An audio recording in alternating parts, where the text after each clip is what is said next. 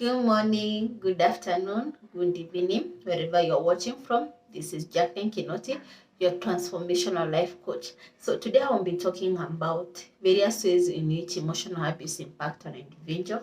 The previous videos I've talked about what is emotional abuse, how you can know if a child is being abused emotionally, how you can know as an adult if you're being abused emotionally. And so if a person has gone through emotional abuse, how does it impact them? And one of the ways that it impacts them is through having trust issues and approval seeking.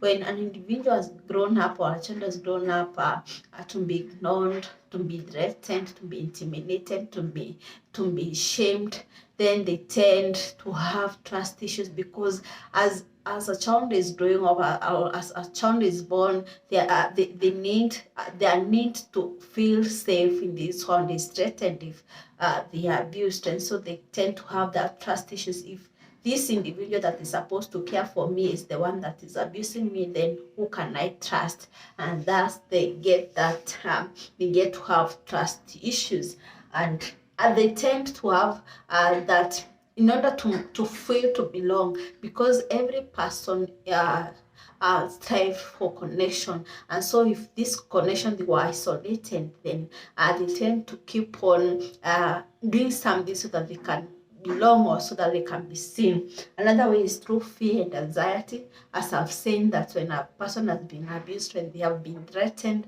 they tend to have fear or they tend to have anxiety of a situation because they don't know what could happen next. Another thing is inability to form healthy relationship. If a child has been abused, remember every relationship that a child has or an adult has begins, or they said how people should relate in the childhood. Now, if in the childhood were an healthy relationship, a child was being abused, a child was being rejected, then you see a person will be unable to form healthy relationship because they're being gravitated towards what is familiar to them. If the child was being abused, they would tend to gravitate what is familiar, even though what is familiar is not working to them. That is why you see a person in a relationship that is wounded, that was wounded, will still attract a person who will continue wounding them. And they tend to attract what is familiar, what is at their core being. So if a person is wounded at their core being, then you keep on attracting someone who will continue wounding them, or someone who will mirror the kind of relationship they are with their caregiver. Another is feeling like you're not good enough. If a person has been shamed, if a person maybe they have been called, they have been belittled, they have been controlled and all that, intimidated, then they feel they are not worthy because they'll keep on depending on that person that is abusing them for power, and so they feel like maybe they have been held to so much unrealistic standard and expectation, and you see this person, no matter what they do, they still feel that they are not good enough.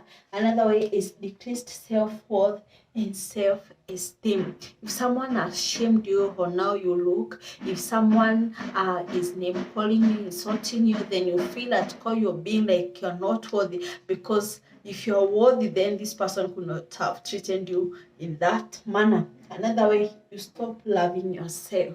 Now, if you've been abused emotionally, you've been dejected, you have been isolated, and maybe someone has told you never to interact with your friends, not to interact with your family members, then no, you don't have anywhere to turn to. Some people or then give up and they stop loving themselves. At the moment you stop loving yourself is when this person will continue abusing you. I usually say it's the person that has to set standard on how an individual should treat them, because how you treat yourself is how you show others on how to treat yourself. So you need to show up for yourself so that you can able to start loving yourself. Another thing is increased risk of mental illness and physical illnesses.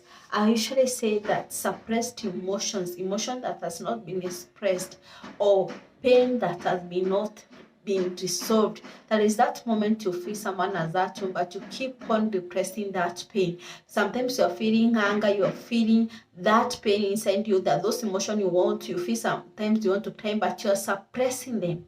So what happens when the buried pains or suppressed emotion are not expressed?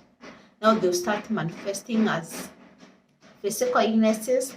You start manifesting as mental health issues.